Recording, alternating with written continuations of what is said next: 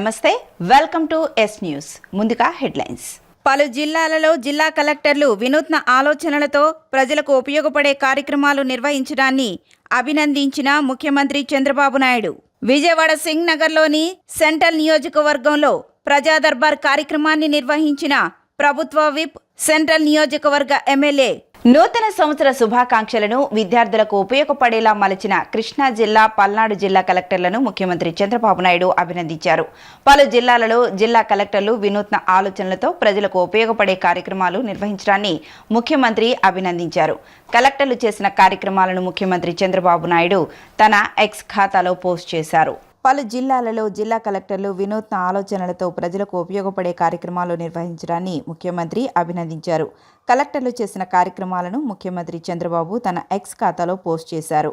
ప్రజల నమ్మకాన్ని వంచకుండా నిరంతరం అందుబాటులో ఉండే పాలన, యువత, రైతులు, మహిళల సంక్షేమమే ప్రభుత్వ ప్రాధాన్యమని, ప్రజలందరికీ నూతన సంవత్సర శుభాకాంక్షలు తెలుపుతున్నామని ఎమ్మెల్యే బోండా ఉమా అన్నారు. ఈ సందర్భంగా బోండా ఉమా మాట్లాడుతూ ప్రజా దర్బారు ప్రజలకు ప్రభుత్వాన్ని నేరుగా చేరువ చేసే వేదికగా మారిందని, ప్రజల సమస్యలను ఆలస్యం లేకుండా పరిష్కరించడమే ఈ కార్యక్రమ ప్రధాన లక్ష్యమని, పెన్షన్లు, ఇళ్ల స్థలాలు, వైద్య సహాయం, మౌలిక వసతులు, సచివాలయ సేవలకు సంబంధించిన సమస్యలపై వచ్చిన ప్రతి అర్జీకి సంబంధిత అధికారిని కేటాయించి జవాబుదారీతనంతో పరిష్కారం చూపుతున్నామని తెలిపారు. అధికారం అలంకారంగా కాకుండా ప్రజలకు జవాబుదారీతనంగా ఉండాలనే భావనతో ప్రభుత్వం తాము పనిచేస్తున్నామని, విజయవాడ సెంట్రల్ నియోజకవర్గంలో గత 18 నెలల్లో ముఖ్యమంత్రి సహాయ నిధి ద్వారా సుమారు 5 కోట్లకు పైగా ప్రజలకు ఆర్థిక సహాయం అందించామని, అలాగే రహదారులు, డ్రైనేజీలు, పాఠశాలలు, ప్రాథమిక ఆరోగ్య కేంద్రాలు, కమ్యూనిటీ హాళ్లు వంటి అభివృద్ధి కార్యక్రమాలపై 300 కోట్లకు పైగా ఖర్చుతో అభివృద్ధి కార్యక్రమాలు చేశామని తెలిపారు. సంక్షేమ రంగంలో పెన్షన్లు 3,000 నుంచి 4,000కు పెంచడం, తల్లికి వందనం పథకం ద్వారా విద్యార్థులకు ఆర్థిక సహాయం, మహిళలకు ఉచిత బస్సు ప్రయాణం, 3 గ్యాస్ సిలిండర్లు, అన్న క్యాంటీన్లు, రైతులకు ఆర్థిక భరోసా వంటి పథకాలను అమలు చేస్తున్నామని, ఇప్పటివరకు సంక్షేమ పథకాలపై 1,00,000 కోట్ల రూపాయలకు పైగా ఖర్చు చేయగా అందులో కేవలం పెన్షన్లకే గత 18 నెలల్లో 60,000 కోట్లు వెచ్చించామని అన్నారు. ప్రజల నమ్మకంతో ఎమ్మెల్యేగా ఎన్నికైన తాను ఆ నమ్మకాన్ని ఎట్టి పరిస్థితులను వంచకుండా నిరంతరం ప్రజలకు అందుబాటులో ఉండి చిత్తశుద్ధితో పనిచేస్తామని, రాబోయే రోజుల్లో కూడా అభివృద్ధి, సంక్షేమం, ఉపాధి లక్ష్యంగా మరింత వేగంగా కార్యక్రమాలు అమలు చేస్తామని తెలియజేశారు. ఈ కార్యక్రమంలో కోఆర్డినేటర్ నవనీతం సాంబశివరావు, ఎమ్మెల్యే కార్యాలయ కార్యదర్శి ఘంటా కృష్ణమోహన్, నాగవంశ రాష్ట్ర chairman Erubothu Ramana, Vijayakrishna, super bazaar chairman Velaga Suresh, central నియోజకవర్గ మహిళా అధ్యక్షురాలు దాసరి ఉదయశ్రీ, స్వర్ణాంధ్ర @2047 టీం, సచివాలయ అడ్మిన్స్ మరియు ఇతర అధికారులు పాల్గొన్నారు. ఈరోజు ప్రతిష్టాత్మకంగా చేపట్టినటువంటి ప్రజా దర్బార్ కార్యక్రమం ప్రజలు ఏదైతే సమస్యలు తీసుకొచ్చారో ఆ సమస్యలకి జవాబుదారీతనంగా ఈ ప్రజా దర్బారు పనిచేయటం వల్ల ప్రజలు అనేకమైనటువంటి వినతులు తీసుకొచ్చి ఇస్తూ ఉన్నారు. ఇచ్చిన ప్రతి అర్జీకి సమాధానం చెప్తున్నాం. సమస్యలు, పెన్షన్స్ మంజూరు కోసం కానీ, ఇళ్ల స్థలాల మంజూరు కోసం కానీ, మరే ఇతర సమస్యలైనా సరే ఒక జవాబుదారీతనంగా ప్రతి అర్జీకి కూడా రిప్లై ఇస్తూ ఉన్నాం. ఒక అధికారిని కేటాయించి ఆ అధికారి ఏదైతే అర్జీ పెట్టారో ఆ అర్జీకి సమాధానం చెప్తా ఉన్నాం. ఈ ప్రభుత్వం అధికారం అనేది ఒక అలంకారంగా కాకుండా అధికారం అనేది ప్రజలకి జవాబుదారీతనంగా ఉండేదానికి నిత్యం పనిచేస్తూ ఉన్నాం. ఈరోజు ముఖ్యమంత్రి సహాయ నిధులు ఇప్పటికీ ఈ 18 నెలల్లో దాదాపు 5 కోట్ల పైన ఇప్పటికీ ఇవ్వటం జరిగింది. నిత్యం ముఖ్యమంత్రి సహాయ నిధి ఇస్తాం, రోడ్లు ఇస్తున్నాం, డ్రైనేజీలు, schools, primary health care centres, community halls, ఒకవైపు అభివృద్ధికి 300 కోట్ల పైన ఖర్చు పెట్టాం. అంటే ప్రతి సమస్యకి పరిష్కారం చూపే విధంగా ఈ 18 నెలలు పనిచేస్తాం. రాబోయే రోజుల్లో ఇంకా జవాబుదారీతనంగా పనిచేస్తాం. ఖచ్చితంగా ప్రజలు ఏ నమ్మకంతో మమ్మల్ని గెలిపించారో ఎమ్మెల్యేగా ఆ నమ్మకాన్ని వమ్ము చేయకుండా నిరంతరం వాళ్ళకి అందుబాటులో ఉండి పనిచేయడం వల్ల రోజు రోజుకి ప్రజలు ఎక్కువ మంది కలవటానికి వస్తారు. నిత్యం ఈ ఆఫీస్లో ప్రజలకి అందుబాటులో ఉండి వాళ్ళ సమస్యల పరిష్కారం కోసం చిత్తశుద్ధితో పనిచేస్తాం. ఇప్పటికీ 3,000 పెన్షన్ 4,000 చేసాం. అలాగే తల్లికి వందనం పేరు మీద ఎంతమంది పిల్లలు ఉంటే అంతమందికి చదువుకోవడానికి డబ్బులు ఇస్తాం. మహిళలకి ఉచిత బస్సు పెట్టాం. మహిళలకి 3 గ్యాస్ బండ్లు అని చెప్పాం, 3 గ్యాస్ బండ్లు ఇచ్చాం. అన్నా క్యాంటీన్లు ఓపెన్ చేసాం. రైతులకు డబ్బులు ఇస్తాం. సంక్షేమ పథకాల మీద ఇప్పటికీ 1,00,000 కోట్లు పైబడి ఖర్చు పెట్టాం. ఒక్క పెన్షన్స్ మీదే ఈ 18 నెలల్లో 60,000 కోట్లు ఖర్చు చేయడం జరిగింది. సంతృప్తిగా ఉంది. సంక్షేమం, అభివృద్ధి, ఉపాధి, యువతకి, రైతన్నలకి నిత్యం కూడా ఈ ప్రభుత్వం పనిచేస్తుందని తెలియజేసుకుంటూ ప్రజలందరికీ మరొకసారి నూతన సంవత్సర శుభాకాంక్షలు తెలియజేస్తాం. మచిలీపట్నం ఎంపీ కార్యాలయంలో నేషనల్ హైవే మరియు మోర్త్ ప్రాజెక్టు డైరెక్టర్ల జాతీయ రహదారులకు సంబంధించిన సమీక్ష సమావేశం నిర్వహించారు. ఈ సమీక్షా సమావేశంలో ఎంపీ కేశినేని శివనాథ్, ఎంపీ వల్లభనేని బాలశౌరి, రాష్ట్ర గనుల శాఖ మంత్రి కొల్లు రవీంద్ర, ఎమ్మెల్యేలు గద్దె రామ్మోహన్, బోడే ప్రసాద్, మండలి బుద్ధప్రసాద్, వెనిగండ్ల రాము, కాగిత కృష్ణప్రసాద్, ఆర్టీసీ చైర్మన్ కొనకళ్ల నారాయణలు పాల్గొన్నారు. జాతీయ రహదారుల నిర్మాణం, భూసేకరణ, పెండింగ్ పనులు, ప్రజలకు ఎదురవుతున్న సమస్యలపై అధికారులు, ప్రజాప్రతినిధులు చర్చించారు. ఉమ్మడి కృష్ణా జిల్లాలోని నేషనల్ హైవే సమస్యలన్నీ త్వరలోనే పరిష్కారమవుతాయని ఎంపీ కేశినేని శివనాథ్ వివరించారు. ఇవాళ నేషనల్ హైవే సమస్యల మీద ఉమ్మడి కృష్ణా జిల్లా ప్రజాప్రతినిధులు నేషనల్ హైవే అధికారులతో కూర్చోవడం జరిగింది. పలు సమస్యలు అధికారుల దృష్టిలో పెట్టడం జరిగింది. ఆల్రెడీ కొన్ని సమస్యలు అంత ముందు పరిష్కరించినాయి.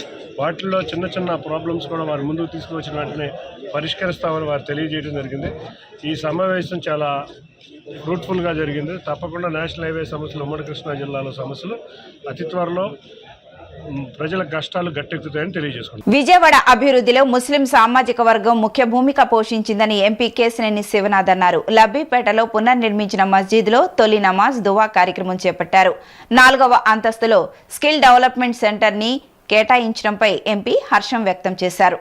విజయవాడ అభివృద్ధిలో ముస్లిం సామాజిక వర్గం ముఖ్య భూమిక పోషించింది. విజయవాడ అభివృద్ధికి ఆటోమొబైల్ ఇండస్ట్రీ ఏ విధంగా దోహదపడిందో ఆ రంగంలో ఎక్కువగా ఉన్న ముస్లిం సామాజిక వర్గం కూడా విజయవాడ అభివృద్ధికి దోహదం చేసిందని విజయవాడ ఎంపీ కేశినేని శివనాథ్ చిన్ని అన్నారు.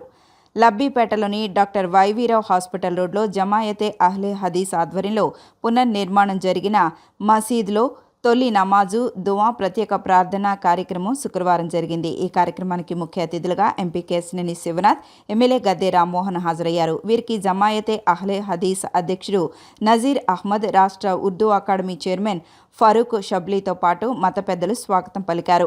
4 అంతస్తుల మస్జిద్ భవనాన్ని ఎంపీ కేశినేని శివనాథ్, ఎమ్మెల్యే గద్దె రామ్మోహన్ పూర్తిగా పరిశీలించారు. అనంతరం మౌలానా హఫీజ్ అబ్దుల్ వహీద్ ఉమ్రీ మదానీను ఎంపీ కేశినేని, ఎమ్మెల్యే గద్దె శాలువాతో ఘనంగా సత్కరించారు. ఈ సందర్భంగా ఎంపీ కేశినేని శివనాథ్ మాట్లాడుతూ, ఇంత అందమైన మస్జిద్ను నిర్మించిన కమిటీ సభ్యులు, నిర్మాణానికి సహకరించిన దాతలకు అభినందనలు తెలిపారు. మస్జిద్ భవనంలోని 4వ అంతస్తును స్కిల్ డెవలప్మెంట్ సెంటర్కు కేటాయించడంపై హర్షం వ్యక్తం చేశారు. స్కిల్ డెవలప్మెంట్ సెంటర్ అభివృద్ధి కోసం మస్జిద్ కమిటీ సభ్యులకు తన వంతు సహాయ సహకారాలు అందిస్తానని ఆయన తెలిపారు. ఎమ్మెల్యే గద్దె రామ్మోహన్ మాట్లాడుతూ, తన నియోజకవర్గంలో ముస్లిం మైనార్టీలు చేపట్టే ప్రతి కార్యక్రమానికి అండగా ఉంటున్నానన్నారు.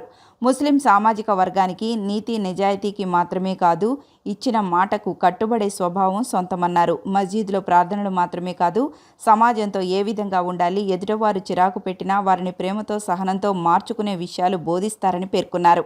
ముస్లిం సోదరులకు ఎప్పుడు ఏ కష్టం వచ్చినా ఆ సమస్యను పరిష్కరించేందుకు ఎంపీ కేశినేని శివనాథ్తో కలిసి కృషి చేస్తానని చెప్పారు. ఈ కార్యక్రమంలో జమాయతే అహ్లే హదీస్ అధ్యక్షుడు Nazeer Ahmed, secretary Rizwanullah Qureshi, vice president Ahmed Tajuddin, treasurer Abdul Khayyum, Telugu Desam party రాష్ట్ర కార్యదర్శి ఎస్ ఫిరోజ్, డివిజన్ అధ్యక్షుడు భాగం సాయి ప్రసాద్, మాజీ సెక్రటరీ అతీకుర్ రహమాన్లతో పాటు మత పెద్దలు, స్థానికులు పాల్గొన్నారు. అందరికీ నమస్కారం. ఇవాళ విజయవాడ నగరంలో, విజయవాడ నగరాభివృద్ధిలో ఎంతో కీలక పాత్ర వహించిన ముస్లిం సామాజిక వర్గం, నిజంగా చూస్తే ఇవాళ విజయవాడ నగరంలో ఎన్నో సంవత్సరాల నుంచి ఇక్కడ జీవనం ఉంటా వాళ్ళందరూ కూడా విజయవాడ నగర అభివృద్ధిలో కృషి చేసిన వ్యక్తులు. వారు తమ స్వంత నిధులతో ఎవరి మీద ఆధారపడకుండా రికార్డు సమయంలో 8 నెలల సమయంలో ఇక్కడ 4 ఫ్లోర్ల దేవుని గృహాన్ని ఏర్పాటు చేసుకున్నాం. అందరికీ కూడా శుభాభినందనలు తెలియజేసుకుంటున్నాను. తప్పకుండా ఇక్కడ చాలా చక్కటి భవనాన్ని నిర్మించారు. అన్ని చోట్ల కూడా ఇదే విధంగా విజయవాడలో చక్కటి భవనాలు నిర్మిస్తూ తమ సొంత ఖర్చులతో ఎవరి మీద డిపెండ్ చేయకుండా ఖర్చు చేస్తున్నారు. అంతేకాకుండా ఒక చక్కటి విషయం, 4వ ఫ్లోర్లో కూడా సోషల్ యాక్టివిటీస్కి ఒక ఫ్లోర్ ఉంచామని కూడా చెప్పడం చాలా ఆనందకరం. తప్పకుండా అందరూ ఈ మసీదుని సందర్శించి ఇంత చక్కగా కట్టిన ఈ మసీదు యొక్క ప్రాచుర్యాన్ని మరింత పెంచే విధంగా ఉండాలని తెలియజేసుకుంటూ, ఇంత బ్రహ్మాండంగా చేసిన అందరికీ, మసీదు నిర్వాహకులకి, స్థలదాతలకి, ఈ భవన నిర్మాణానికి సహకరించిన ప్రతి ఒక్కరికి కూడా విజయవాడ నగర ప్రజల తరపున ధన్యవాదాలు తెలుపుకుంటున్నాను. Thank you. దేవుడు గృహం నిర్మించడం అంటే ఆ గృహంలో మనం వెళ్ళి నమాజ్ చేసుకుంటే మనకున్న సమస్యల్ని, మనకున్న అనేకమైన విధానాల్ని ఆయనే చూసుకుంటారనే ప్రగాఢమైన నమ్మకంతో నిత్యం తప్పకుండా ఉదయం, మధ్యాహ్నం, సాయంత్రం పూజ చేసే ఈ పవిత్రమైన ఆలయం కేవలం 8 నెలల్లో దాతల సహకారంతో, ముస్లిం పెద్దల యొక్క సంకల్పంతో, ఆ దేవుడి యొక్క ఆశీస్సులతో నిర్మాణమైన ఈ భవనం అందరికీ ఒక ప్రేమ మందిరంగా, మనందరినీ కాపాడే మందిరంగా ఉండాలని మనస్ఫూర్తిగా కోరుకుంటూ, దీనిలో ఈ మందిరాన్ని ఓపెన్ చేసుకునే రోజున వచ్చి దీన్ని చూసే భాగ్యం మనకు ఆ దేవుడి దయతో కలిగిందని చెప్పి, ఎప్పుడూ కూడా ఆ దేవుడి విధానాలని గౌరవిస్తూ వారికి కావలసిన అవసరాలని తీర్చడానికి మా వంతుగా సహకరిస్తామని చెప్పి ఒక విజయవాడ తూర్పు నియోజక ప్రజాప్రతినిధిగా నేను విన్నవించుకుంటా ఉన్నాను. ఈరోజు మన లబ్బిపేటలో చాలా చక్కటి మసీదు, అంటే మసీద్ అంటే కేవలం ఒక స్లాబ్ వేసేయడం, ఏదో ప్లాస్టింగ్ చేసేసి ఏంటంటే హాస్టల్ వేయడం కాదు. ఒక మసీద్ అంటే ఒక 5 స్టార్ మోడల్ లాగా ఉంది. ఈ మసీద్కి కష్టపడిన ప్రతి ఒక్కరికి ధన్యవాదాలు తెలియజేస్తాం మా తరపు నుంచి. అదేవిధంగా దీనికి ఆదర్శంగా తీసుకొని మసీదులు లేని చోట్ల కూడా ప్రతి ఒళ్ళు మసీద్ కట్టాలని వాళ్ళందరూ పిలిపిస్తాం. ఇంత మంచి కార్యక్రమం చేసిన ఈ మసీద్ కమిటీకి, ఈ మహల్లా కమిటీకి మేము అభినందనలు చేసి కృతజ్ఞతలు తెలియజేస్తాం. షేర్ జమాత్ అల్ హదీస్ విజయవాడ ప్రెసిడెంట్గా నేను నసీర్ అహ్మద్ ఉమరి. ఇక్కడ మేము ఒక దాత సహకారంతో మస్జిద్ 4 అంతస్తుల మస్జిద్ లిఫ్ట్ సౌలభ్యంతో కూడా నిర్మించుకోవటం, ఇది అల్లాహ్ యొక్క కారుణ్యమే మా మీద జరిగింది. దీనికి సహకరించిన ప్రతి ఒక్కరికి నేను ధన్యవాదాలు మీ పత్రికా విలేకరుల సభాముఖంగా తెలియజేసుకుంటూ, ఈరోజు ఎన్ని పనున్నా కానీ మా కోసం టైం వెచ్చించి దూర ప్రయాణం చేసి ఇక్కడికి చేరుకుని మా ఈ సంతోషంలో పాలు పంచుకున్న ప్రతి ఒక్కరికి నేను ధన్యవాదాలు తెలుపుకుంటూ, ఇలాగే మీ సహకారం మాకు ఉండాలని కోరుకుంటూ, మీరు మాపై ఉంచిన ఆశలు, భరోసాని నిలబెట్టుకుంటామని, అదేవిధంగా షేర్ జమాత్ అల్ హదీస్ విజయవాడ పరిధిలో ఉన్న 25 మస్జిదులు కూడా ప్రతి సంక్షేమ కార్యక్రమంలో పాలు పంచుకుంటాయని తెలియజేసుకుంటాం.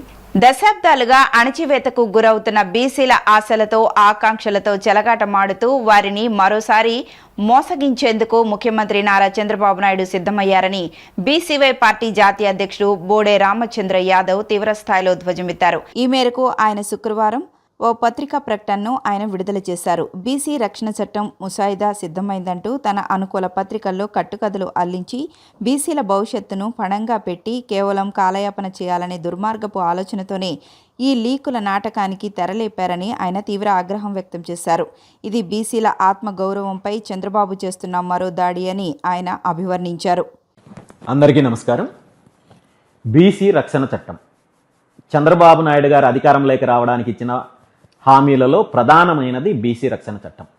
చంద్రబాబు నాయుడు గారితో పాటు వారి పుత్రరత్నం చిట్టినాయుడు గారు తను పాదయాత్ర చేస్తూ అనేక సందర్భాల్లో, అనేక సమావేశాల్లో మేము అధికారంలోకి వస్తే బీసీలకు రక్షణ చట్టం కల్పిస్తామని చెప్పి స్పష్టంగా తెలియజేయడం జరిగింది. తీరా అధికారంలోకి వచ్చిన ఈ 20 నెలల కాలంలో ముఖ్యమంత్రి చంద్రబాబు నాయుడు గారు కానీ, హామీ ఇచ్చిన వారి పుత్రరత్నం కానీ, అదేవిధంగా తెలుగుదేశం పార్టీకి సంబంధించిన నాయకులు కానీ ఎక్కడ బీసీ రక్షణ చట్టానికి సంబంధించి అడుగులు ముందుకు వేయడం కానీ, ఆ అంశాన్ని ప్రస్తావించడం కానీ జరగలేదు. వార్తలు ముగించే ముందు హెడ్లైన్స్ మరొకసారి. పలు జిల్లాలలో జిల్లా కలెక్టర్లు వినూత్న ఆలోచనలతో ప్రజలకు ఉపయోగపడే కార్యక్రమాలు నిర్వహించడాన్ని అభినందించిన ముఖ్యమంత్రి చంద్రబాబు నాయుడు. విజయవాడ సింగ్ నగర్లోని సెంట్రల్ నియోజకవర్గంలో ప్రజా దర్బార్ కార్యక్రమాన్ని నిర్వహించిన ప్రభుత్వ విప్, సెంట్రల్ నియోజకవర్గ ఎమ్మెల్యే. ఈ వార్తలు ఇంతటితో సమాప్తం. నమస్కారం.